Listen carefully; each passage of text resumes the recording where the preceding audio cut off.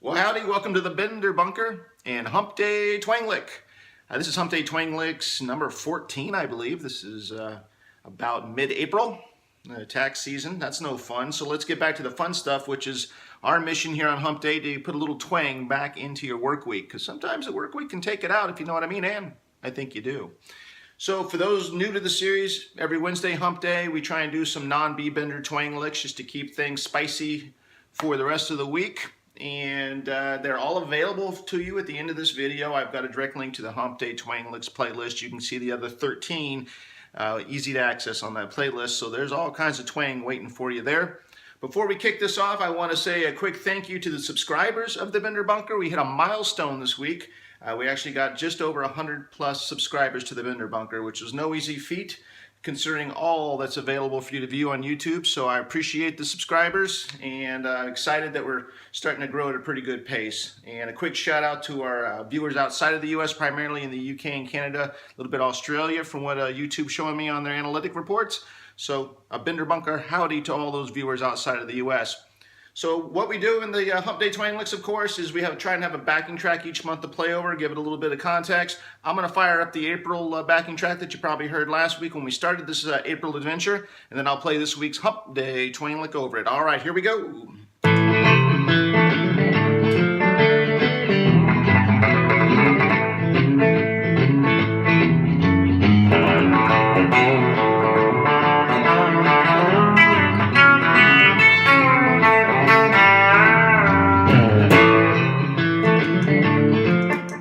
So there you have it. I think it's a fun little, it actually reminded me, this lick, of something maybe an Alan Jackson song might have started with, because it's not just twanging all over the place like I sometimes do, because that's my constitutional right. But this one actually kind of follows the melody, so it's... So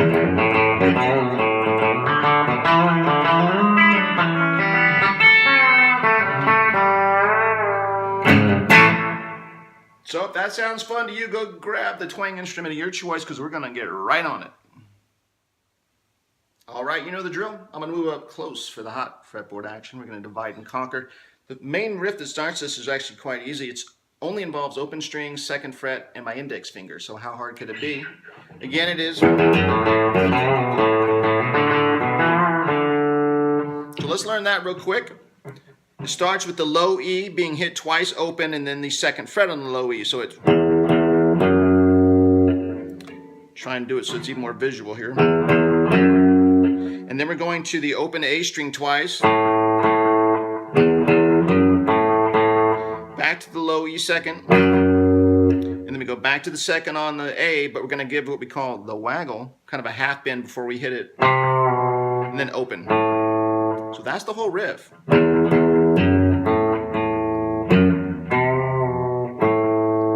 Trying to move my hand there so it makes it real visible. It's not the easiest way to play it, but...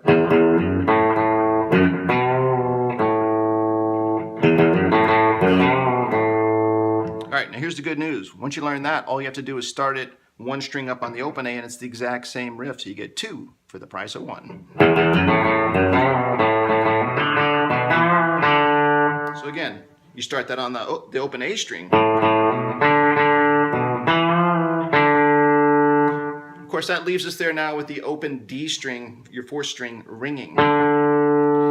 The next part's a little bit tricky because it's not quantized to the beat like that riff is. It's got some sliding to the notes in it.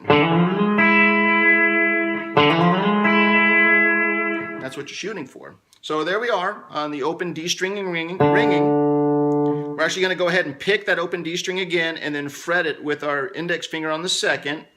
Then we're going to fall in on the 4th fret with our middle finger on the 4th, sliding directly up to the 6th. And then we end up with our index finger on the B string on the 5th. That's what that needs to sound like.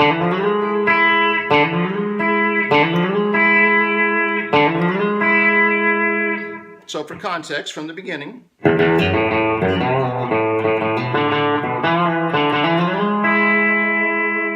And again, on that section, I'm only picking the start of that journey, that I'm picking that open D string. And then I don't pick again until I pick the B string on the 5th. Now, as that's ringing, the B string's ringing, I take that shape that we just formed there, which is your D, again, your D string on your 6 and your B string on your 5th. I'm taking that shape 2 down. So it sounds like this.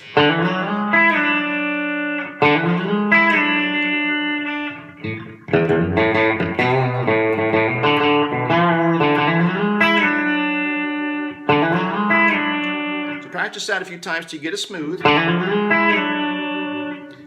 And then keep your middle finger on the D string and knock it down to the 2nd fret. Go ahead and hit the B string on the 2nd fret with your ring finger. So you got... And what you're doing when you're down here is you go ahead and hit the D string first on the 2nd and then the B string on the 2nd. Go back to the 2nd on the D, hit the B string open. So you're doing...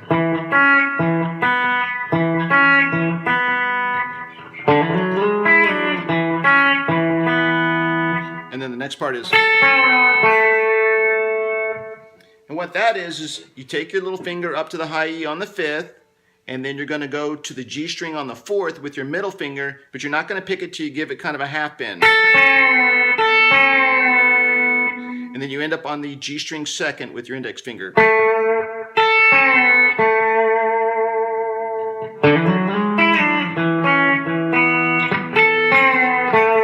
And this last part I'm doing, I found that as I move up to position it and get it started, I'm actually ghost noting the G string to start it to kind of give me chicken picking and a rhythm signature to get my mind back on the beat. So it's actually...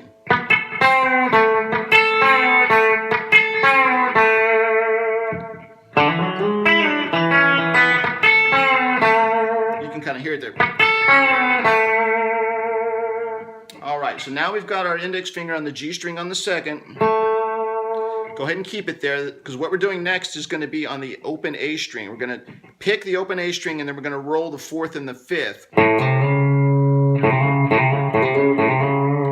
Again, kind of keep our index finger kind of on the 2nd. And we're going to roll back in. Again, I'm only picking the open A string once, and then I'm rolling with my... You can see right there, it's my middle finger going on the 4th, my ring going on the 5th. Back to the G string.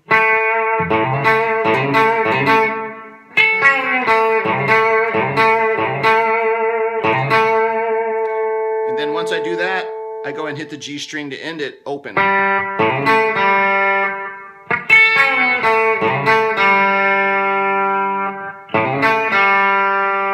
Now, once I've got that open G string, I can't resist going here behind the nut and giving it a little bit of a waggle behind the nut. So that's what you heard in the opening.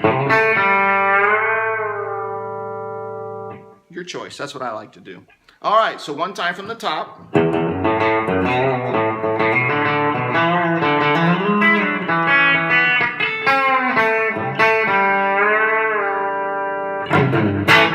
Well, there you go. Hump Day, Twang Lick 14 in the books. Go ahead and practice that. I got to go write a few more for next week and the weeks following. But as always, I'm going to fire up the backing track, play it in context one last time so you can hear it fresh in your mind so you can go work on it.